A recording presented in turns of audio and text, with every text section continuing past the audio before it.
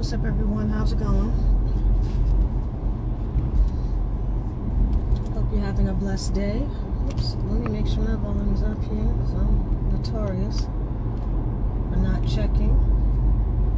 Just to make sure. I'm going to connect you guys to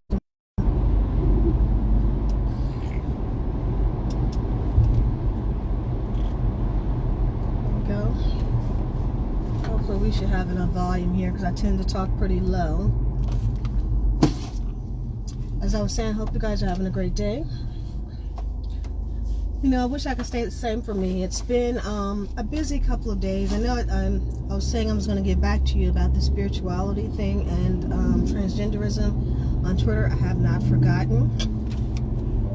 It's just been hella busy since we went up in town last weekend. So playing catch up, right? Just trying to get back on track. But as far as the simple-mindedness, you know, I hate to keep complaining, but you know, it is something where if I don't complain, people consider it to be a sign of me agreeing with it, especially in today's environment where people are just straight up, you know, in need of psychological help. I think that it's not an understatement to say some of these men around here just are mentally not well. And it doesn't matter where you move, you know.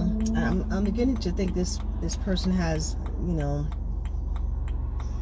problems that can only be resolved by jail time or a lawsuit. You know, I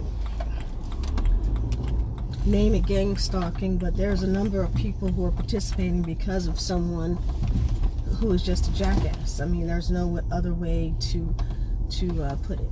And I apologize for my language, but you know, it's annoying.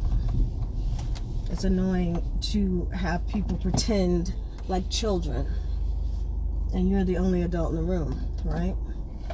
And for all of you people who are African American that are chiming in, your behavior is reflective. And I'm not saying you should always gatekeep and you should always, you know, be in your P's and Q's around white folk and other folk, but your behavior is representative of the climate in the black community. And I say that so often because there is so much internalized oppression, it just doesn't make any sense, right? It doesn't. I mean, from colorism to you name it, to just plain out and out jealousy. There's this TikToker, YouTuber, whatever she is, who says we all know the people that think that you're jealous of them when they have 2 wigs and something else, right? But that's not the point of jealousy. Like, this person only has this much but thinks that I'm jealous of them. The sad part is, a number of times you are jealous of this person regardless of what they have. And trust me, I've lived long enough to know. You would think that some of these people are the boldest people you have ever seen in your entire life. You know, they'll be white men. They'll have positions they don't deserve. They can be undereducated or, you know, uneducated in general, as we see a lot of times in the police department. And these people should not be in any positions of authority whatsoever. And they're making decisions when they're notably not only uneducated but corrupt. And then we have to sit down here and be the ones to be the victim of someone else's immaturity. Now, there's so much to be said about collective stupidity. But when you get to a point where you're just like, it's ridiculous. Case in point. My daughter was going to work over the weekend, and early in the morning, someone sent her a sign-in thing, or a notice, I should say, that someone she knew was on Snapchat. And guess who it was? Because that person was sitting at home with me, and I'm quite sure doesn't even know what Snapchat is. It was her 16-year-old autistic brother. And it had his name, and we just got him a new phone number because he was having problems with the old phone number. Just got him a new phone number. Just activated it. That phone number, and I mean, when I say just, I mean the week before. that phone number, that new one, was on a profile with his full name. And his name is very hard for someone to mistake, right? And I named him that on purpose. Even before I knew he had autism or anything like that, obviously I wouldn't name him something like Jetador if I thought that he was going to have problems with pronunciation. But at the time, I didn't know. As you guys know, I adopted him when he was 2. So at that point, we were just discovering his developmental delays and, you know, how far into it we were going to go. So I wouldn't have named him Jetador Gray if I thought, you know, it was going to be as difficult as it was. However, this profile had a girl's picture up there. How many people do you know named Jetador Gray? Number one. Now, if it had had a different phone number, but it had my son's phone number, the brand new one we had just transferred it to. Now, you guys know what I've been going through with this group of jerks hacking my Cash App account with the LGBTQ site stuff, having to basically endure all types of harassment and identity theft. This is not just, you know, a one-off. Now they have my son involved, and he doesn't even know what Snapchat is. And I'm pissed off because he's got autism and he's 16. And it's not the type of autism that, you know, he's got developmental delay. I mean, he sort of understands some stuff. He knows how to use the internet and things like that, but it would not be conducive for me to perceive him as using Snapchat unless I taught him how to do it. Or someone else deceptively. And I asked him, do you use Snapchat? He said no. So I'm like, okay, this is really bad. I mean, they out here, I mean, you saw what I posted the other day, the Indian woman, you know, doxing her and all that kind of stuff. Ain't nobody gonna scare me. And I don't care who it is. I don't care if it's a crooked cop. I don't care if it's some dude from 1995 that I wouldn't talk to at the club. I don't care if it's that perv when I was at the Bow Wow concert in 2000 whatever that was up on me. When Bow Wow was in that private concert in the back of the club, and I felt his nasty genitals, and I was like, yuck. Perv alert. You do not need to be dancing that close, because you understand what it's like to be a black and indigenous woman. You don't know. These people stalk you. They are stalkers. They are mental patients. There is nothing that makes sense about it. Nothing. Like, you could not even remember who this person is. And if you do remember this person, it's not something where you had a close relationship outside of work or school or whatever. It's just a, you know, a friendship at one point. So, if that. But it seems to me like someone's giving these idiots a pass to go in and harass black women because of jealousy. And you know, this person talking about, oh, why would I be jealous of you? Because there's a number of reasons, and monetary wealth is not the reason that you're jealous of most people. Now, there are some people who are just simple like that. There's other people that just can't stand you when you walk in the room. You look too cute. You're just too short for them. Your skin's too light. Your hair's not straight enough. It's too straight. You know, oh, she thinks she's cute. Oh, how old does she believe she is to be dressed like that? Oh, look at her car. But it's not a new one. It's not a new BMW. It's always escalated to the next level. That is jealousy, right? You're always projecting your insecurities onto someone else. Always. There's never a time in your life, right? I'm going to describe this person. There's never a time in this person's life where they have not seen someone else and wished that something about that person was a characteristic they themselves had. That is what I'm talking about. Whether you acknowledge it to yourself or not, psychologically it's there. Right? I don't have jealousy. I don't have envy. I don't understand it to the point where I feel bad about myself, so I'm going to project that onto someone else. I don't have that. right? And again, white men with white privilege and white women with white privilege and all this stuff they have, they're still not satisfied, because I've seen it. I've seen it growing up. I've seen them have the nice houses. I've seen them have $850,000, $1 million houses. I still be jealous of you. Now, where we come from, it's uncommon now because we got rid of a lot of those people, right? Because this was, I don't know, late 80s, not even into the 90s, because again, we were doing the, you know, fight the power, who you calling a bitch, right? Queen Latifah stuff. So there wasn't a whole lot of nonsense. Not in the black community. It just, we got rid of all the internalized depression. And for those of you guys who, let's see if I can, never works, never does. For all of you guys who are wondering why I'm kind of out of the loop here, is because you're starting over again. And I tell people all the time, don't play fool. All this has happened before, and all of it's going to keep happening as long as you can find someone dumb enough to participate. You find some man who's insecure enough about himself. You find some woman that might be attached to that man that's insecure enough about herself to believe anything. There's a lot of people out here that are jealous just by nature.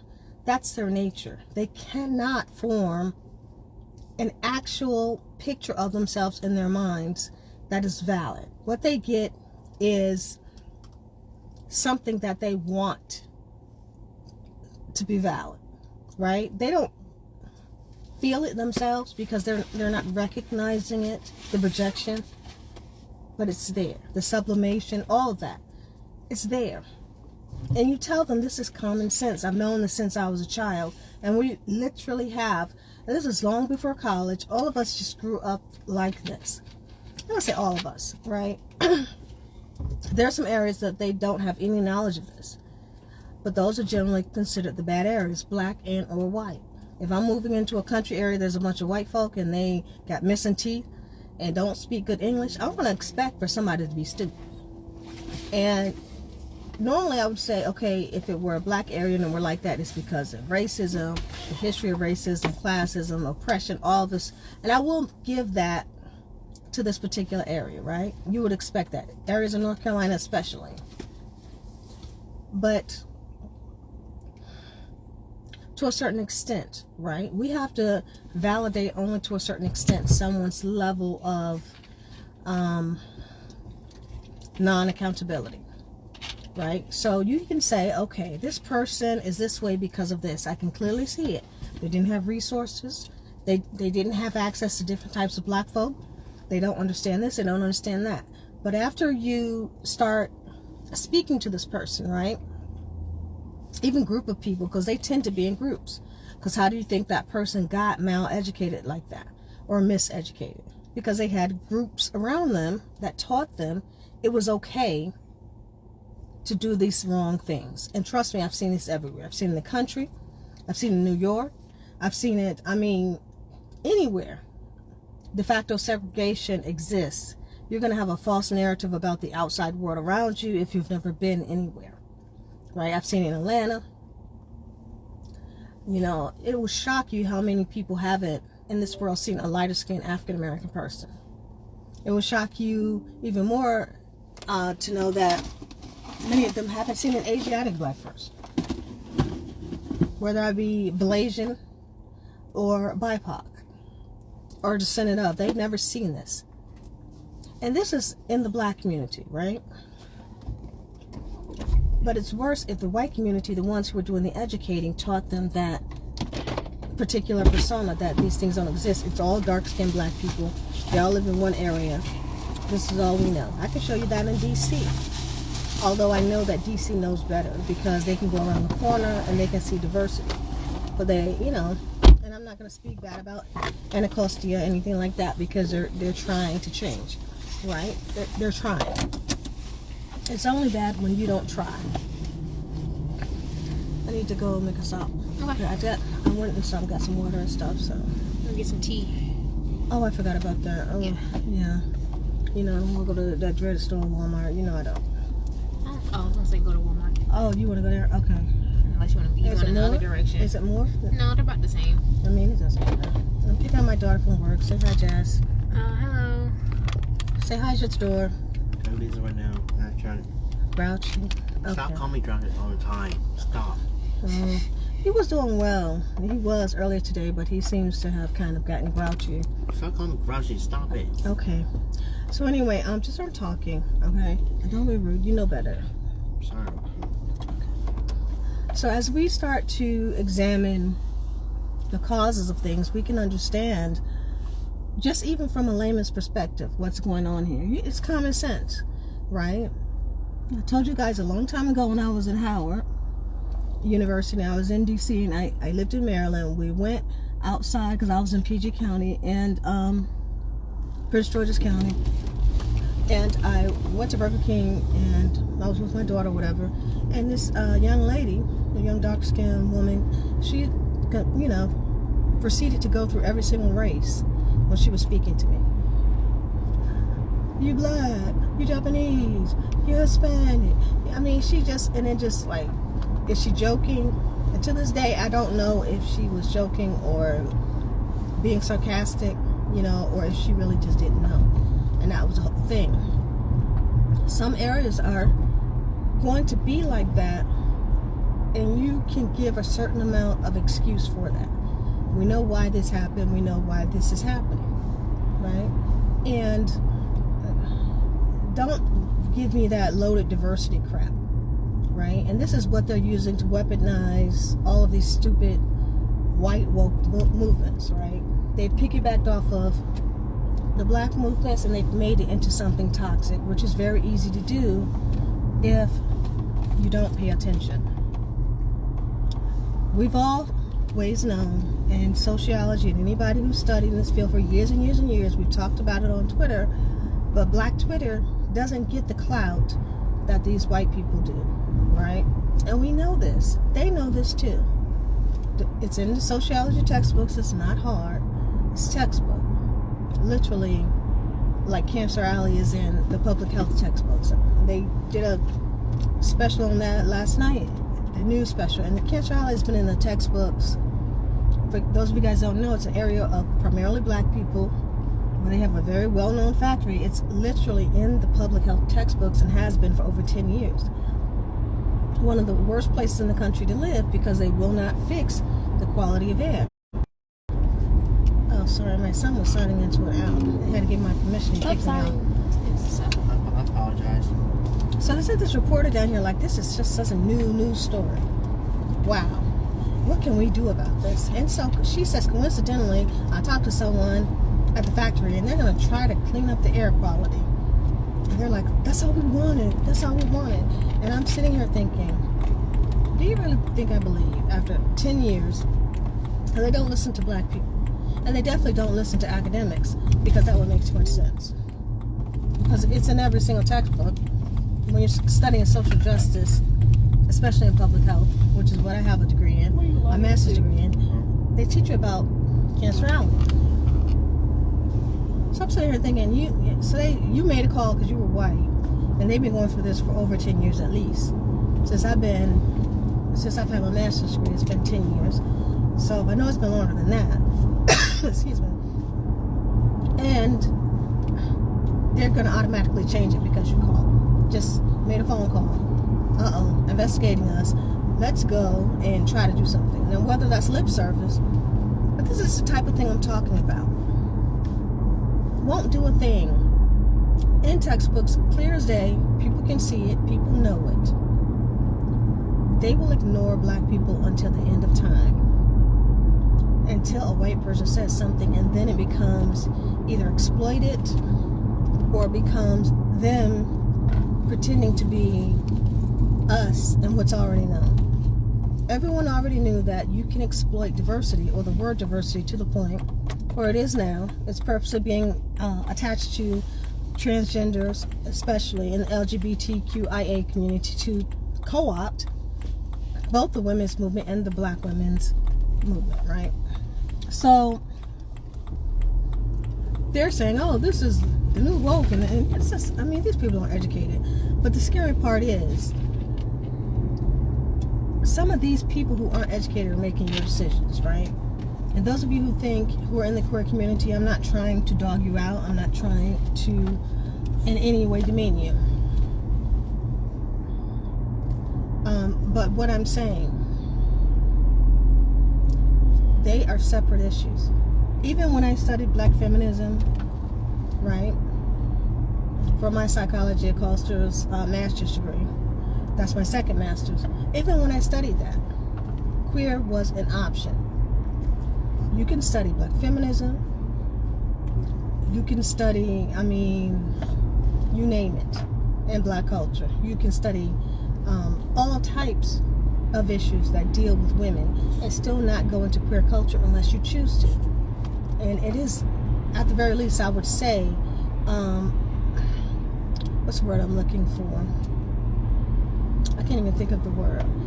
It's not ethical what you're doing to try to trick people who don't know what the discipline says into believing that that's the way it was written. That's because that's not true. You know it's not true. They took one thing that said within the discipline, and I'd always disagreed with this, that, transgender people have more oppression than even African American women. That's not true. And they'll use the excuse they're killed at a larger rate, but again, understand, or actually it's at a faster rate, not a larger rate, because that's the difference. And you can be tricked with words. There's a very small amount, at least there have been in the past. There was less than 2%, and I'll say it over and over again, and now there's a booming 20 behind this new movement, and it's like, where did you all come from all of a sudden? But that's beside the point. I'll go to over here first. Okay. That's besides the point. The point being, it's strange and it's unethical. I guess that's the word that I'll use, because you're being deceitful. The same thing with this woke crap. First there was black folk who are younger who are using the term woke. They haven't really caught on to the game yet. And here's the thing. Even though we've been through it, they've decided not to listen to the black people that were helping them because they think they know more than what they do. And we all did when we were younger to a certain extent, right? But in this particular instance, they burned their bridges and they ended up doing exactly what the white community wanted them to do. They ended up internalizing all their racism and all their oppression and turning on the people who are actually out here trying to help them. And that's not okay. They did every single thing that was the 80s and blew it up to every single proportion of stupidity, from colorism to telling white people they're going to be held accountable. I mean, to a certain extent, the people from the 1800s need to be held accountable, from the 1900s, and anyone today that participates in racism. But if you're not a racist person and you're a person of non-color, then you should not be held accountable. They're doing this to get rid of any talk of race. Think about this. This is psychology. If I attach something negative to something that's a powerful movement and promote the negativity versus the powerful portion of it that's positive, you're going to end up thinking everything in this movement is negative. Because some people don't think. They just go along with whatever everyone else goes along with. Go along to get along. The popular thing. They're not going to do the studying. They're not going to do what it takes to know what's wrong, right? They're just going to say, whatever, I'm just going to go with this guy because this guy's popular, you know? And it's wrong. It's very wrong. And it wipes out the entire movement. I mean, when I say entire movement, I mean entire movement. So this jerk wants to get in my way when you can see clearly I'm coming down here. I don't know where you're going, but you had every right to go past me. You know what? I'm gonna park up here. Allergies are still bad. I got pollen all over this car again. I've washed it 6-7 times this month, and it's got pollen on it again, all over it. It's driving me bananas. Okay. Okay, I'll be right back. Yeah, we'll hang out. I have actually got another tea, so. You want to go with your tour? Stay. Alright. I don't know what type of mood he's in. I guess we'll find out. I'll be back. Okay. So, yeah. So now everybody and our mother is going to think everything about Marxism, because you know when the white supremacist organizations attach Marxism to every single thing, and they've always done this with black feminism, that they're out to get rid of it. They're going to say everything is Marxist ideology, and they're super flamboyant with all of this stuff they're playing out in this whole entire, I want to call it an ish show, but we'll just say this circus, this carnival. It's bull. Because it's to get rid of you. I don't want the young people to become discouraged, but I do want them to understand this is not real. This is a show to get rid of your voice. You think you're getting attention, especially with the colorism thing. You're getting representation. Everybody's seeing you. You know, they don't care 5 minutes about you. As soon as this crap is over, they're going to go right back to the same things that they were doing. And if you think throwing somebody else under the bus that's lighter skin to help yourself feel better is going to look good, under any conditions to anyone, you're making a fool of yourself. I told you, I don't have a bad taste in my mouth about Black Panther. It was completely unnecessary narcissism. It was absurd. And I imagine myself being a child of a darker skinned person sitting in a movie theater, and I do have a lighter skinned sister, but she was out of the house for the rest of my teenage years for the most of the part.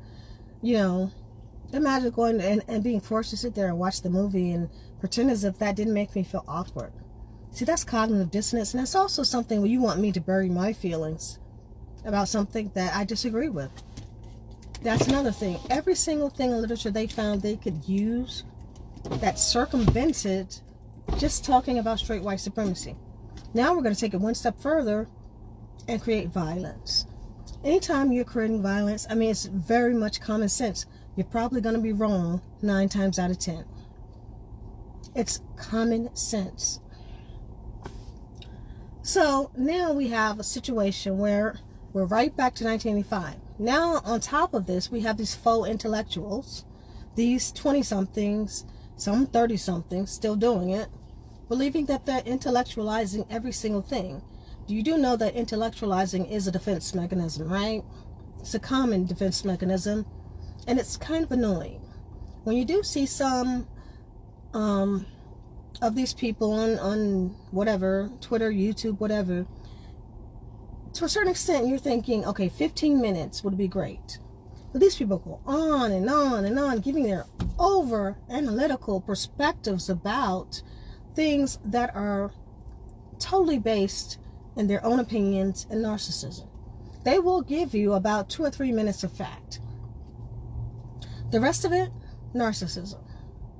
And this is what I found, the delusion and the narcissism that's attached, not only to some of the younger communities, not all of them. Some are cool, I'm not saying that, but there's a lot of narcissism. And then there's a lot of fragility at the same time. So how do you treat someone who's a narcissist, but then claims fragility, just like white fragility, right? Just like white supremacy. Sound familiar? For those of you who have studied, what is white fragility? And I've talked to people, and I know that these young kids have studied as well. The problem is they want to put their own version of the text out there as fact. I think that's dangerous. And I think it's dangerous because they don't have the life experience to understand even what they're saying. So even some people grew up in the North. It's different from the South. Oh, racism didn't exist. Slavery didn't exist. Come on. In Cancer Alley on this show, this woman said she had a house that her father gave to her after he got out of slavery. Because they had slavery during that time, and this is the first house he was able to get right after slavery. So we want to deny every single person that had a relative that was actually a slave. These people are instigators that do this stuff. All black people are Native Americans. I am part Native American. And I'm looking at you like, it's unnecessary. These people, though, I think are about their bank. And they don't understand or they don't care about the harm that they're doing. They just don't care. And I do care. I do care about the youth. I do care that these children are growing up with these people who are toxic and who pretend to be intellectuals, right? And they want to get rid of the real intellectuals so they can push their narrative onto you. Anytime someone gives you that conflictual type of feeling, that dissonance, they're talking one moment as if they're an intellectual, then they throw something in there that's misogynist. You're like, what? Did he just... Maybe it was just me. And then he'll say, my coverage is fine. This car just pulled up beside me. There we go. But you can always tell is that one. Now, if you think I'm wrong, the biggest misogynist group in the world, the Kevin Samuels and the lead attorney on YouTube and all of that group, last night he was talking, the lead attorney, about that guy who has 7 kids, supposedly, allegedly, according to him, and 7 babies' mothers, right? And decided he didn't want to pay, he said he was going to take care of them. But we all know that's going to translate into child support. Which, I thought too. I was like, I tweeted child support. Because, this dude would be underneath the jail right now. Unless these were the stupidest women on the face of this earth. So the point of that whole thing with the show he did was A, to get clout. Even the lead attorney agreed with that. It just didn't look right. B, he wanted to make women look stupid. And 3, he wanted to be part of the manosphere, which also this lead attorney agreed with, so that he can get his clout up. So basically what women are now is these statues that men stand on, so they can sit down here. We just bend over and they stand on our backs so they can get some clout with misogyny and misogynoir. It's ridiculous. No man is going to walk around, and that's a very bad example for any black man to set for white America. You are doing these things. We are not doing these things. And for all those women who stood up and said, I blame the women, you silly little creatures. I want to use the word stupid. You are silly creatures. Stop internalizing sexism and misogyny. You have to learn even the terminology of what you're doing, and you will see how silly that you look, and what you're doing is wrong. Don't blame black women when men are just as irresponsible if that is your take on having a child out of wedlock. It's not my take. But if it's yours, don't go and say women should have used birth control. Last time I checked, unless they took it off the market, there was a male birth control pill. And there are condoms. And there are other means of birth control that can be discussed between the two. This man's a joke. Ain't no way in the world you had sex, I don't know how many times, and 7 times you conveniently came out of your condom. And I say that conveniently because, again, for those who follow me on Twitter, you do realize that there's a form of rape they're calling stealthing now, where men are doing this to gain power over women. Men are purposely not wearing condoms as a form of sexual assault. Therefore, if a woman gets an STD, if she gets pregnant, whatever happens to her, he did it on purpose as a form of violence towards her. And this is what I'm talking about. Passive-aggressive men. You can call them beta men. You can call them whatever you want to call them. Okay? Those are generalized terms anyway. I'm talking about their psychological nature. Men that would rather sneak, lie, pretend behind a woman's back. And if this person ever met this woman, they'd cower. And they would not say anything. Forget my voice. It's going to be all this month. All allergies. You can hear it. I'm taking my allergy medicine. I promise I am. And my asthma medicine. But it is what it is. We got to get through it. So anyway, you're going to understand. If you were a black woman, if I could really trade places with these men, and I'm not talking about transgenderism, I mean a real woman, and have these men go through sexual harassment, possible sexual assault, being deemed unintelligent, being deemed easy because of your skin color, because of your breast size, because of the clothes you wear, because of the car you drive, there's a lot of contextualizations that these men use because they have mental health issues. We've been through this, right? And I see some people in the chat that I grew up with. We've been through it. We've been all through it. The 80s was not fun for a lot of us. I mean, we danced and listened to the songs on the radio that our parents were playing or whatever. But I mean, looking at the society that was developing, right? We knew there was a problem in the area we came from in Virginia, and we needed to fix it. And we did. But you understand, those fixes, still, a lot of them were based in violence. And I'm not going to lie, in the 90s, a lot of people got their behinds kicked. A lot of people got beat up. And not just random folks, for those of you who want to go and lie about it. No, these were specifically racist individuals. Specifically misogynist individuals that were perpetuating racism. And this is something people still don't understand, which gets me every time.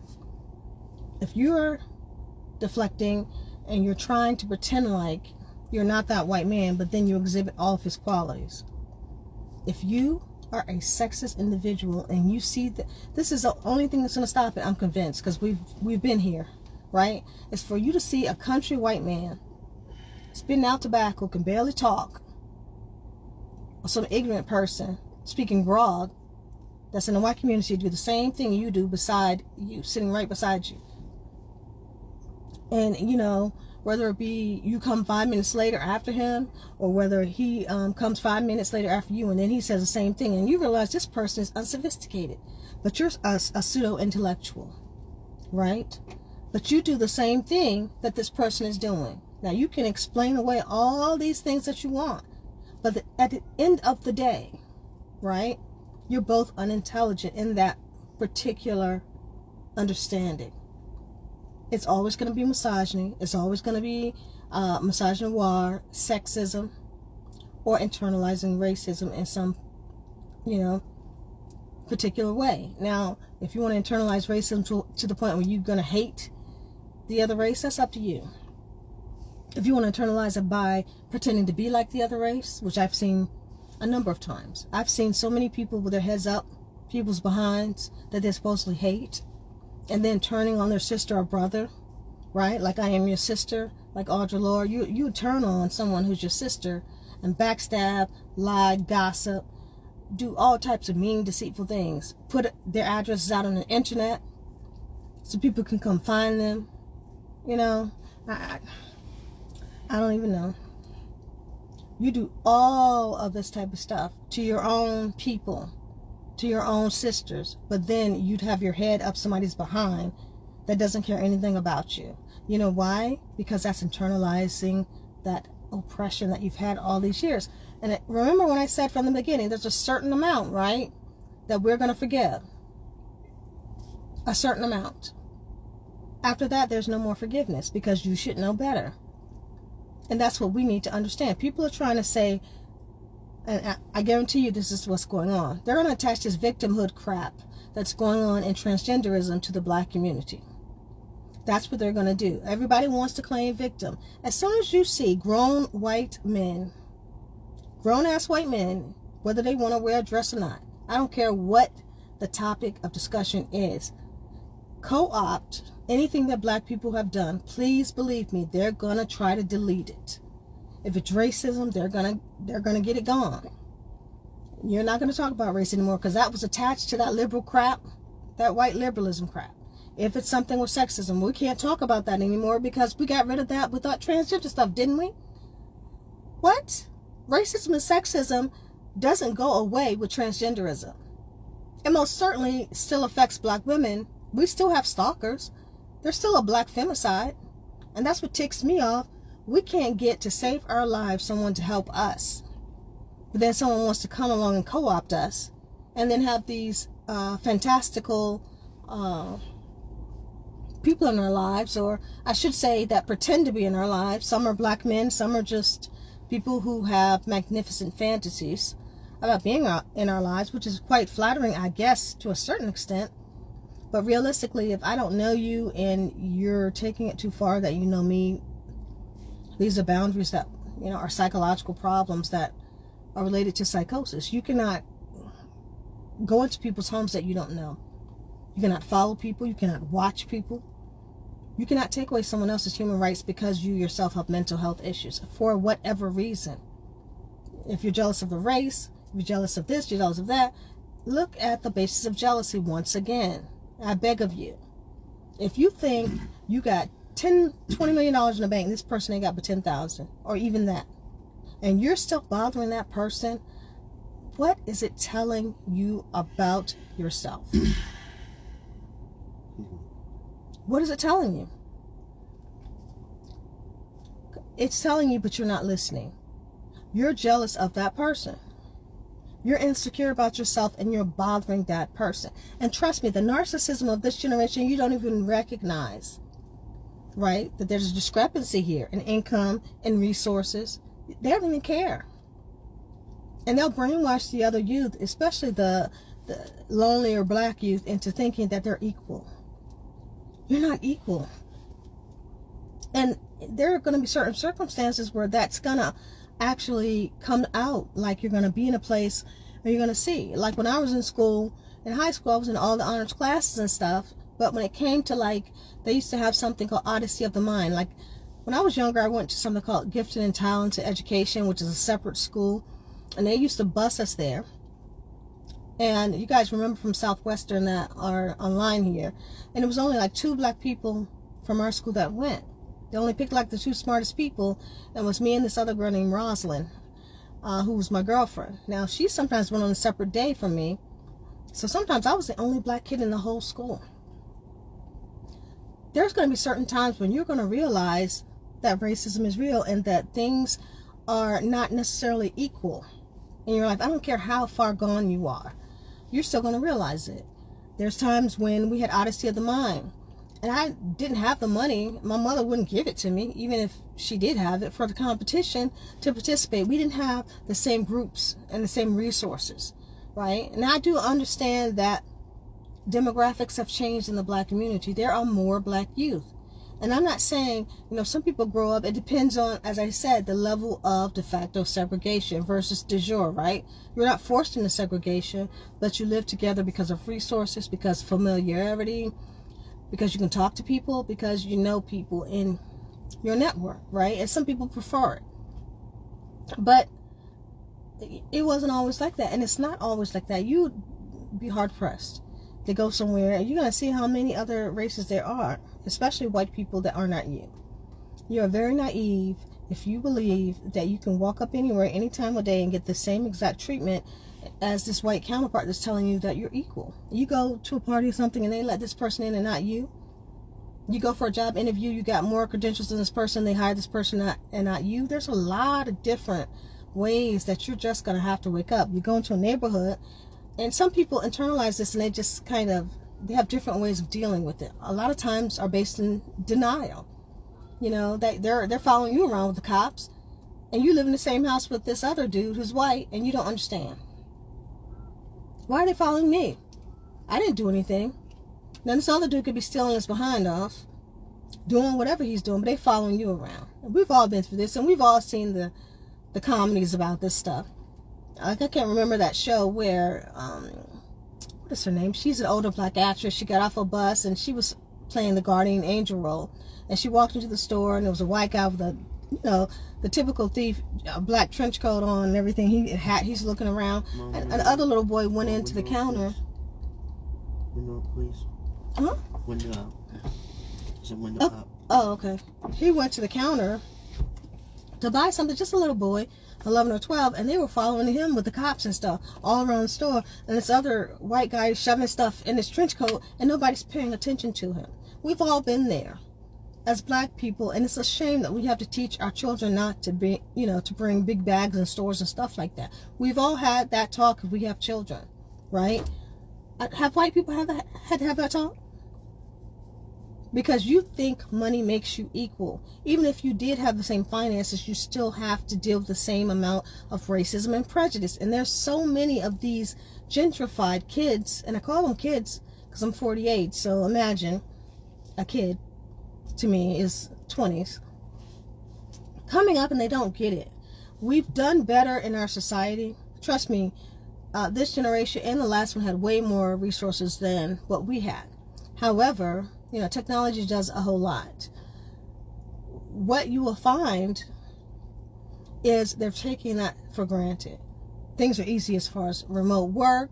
They're easier as far as meeting people. They can just be graphic designers. They can just be internet, influencers, and so forth and so on, right? Versus just going out there hard knocks and saying, I want this job, versus this maybe white candidate.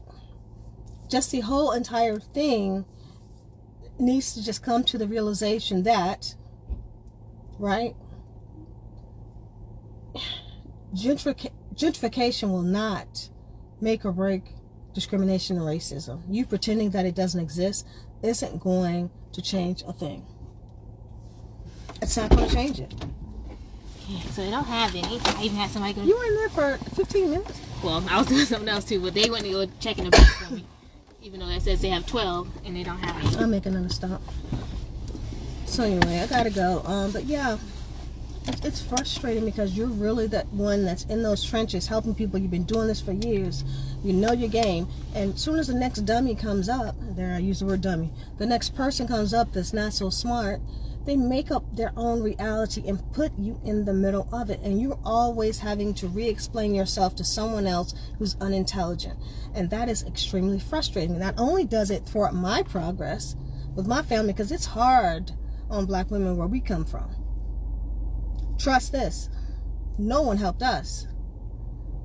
And I find it deceitfully immature for you to be doing this black women against black men thing when clearly the majority of the black community is single black women.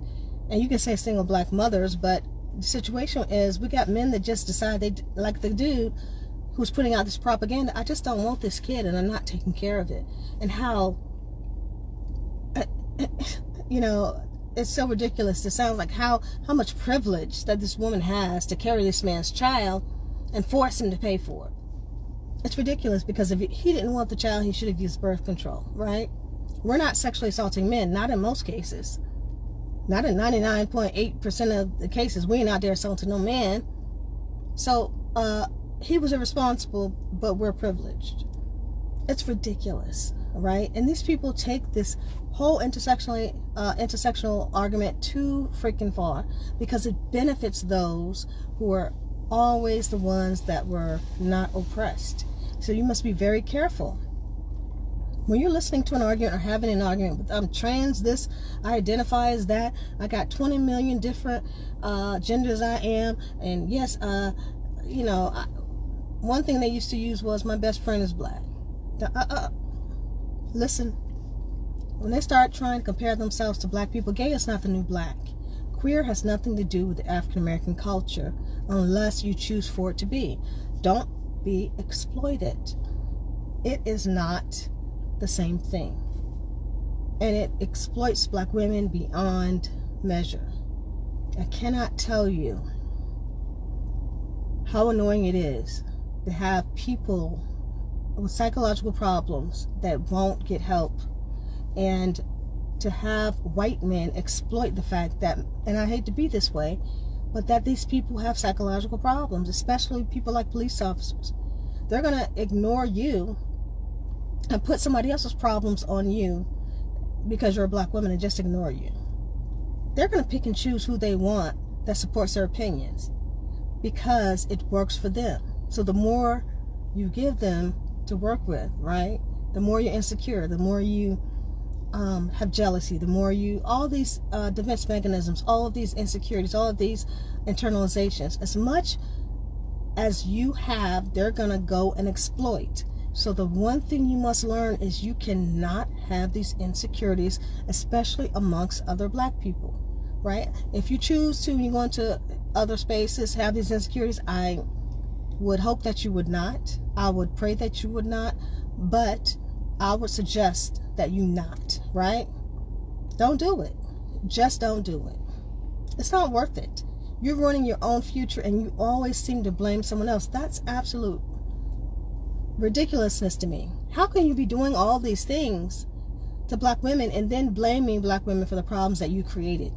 And if you're a black woman who's participating, you're responsible for your own actions, right? If you are a person that participates in a crime, regardless if that person that was committing the crime decided to do it, you're still a participant in it, and you have accountability.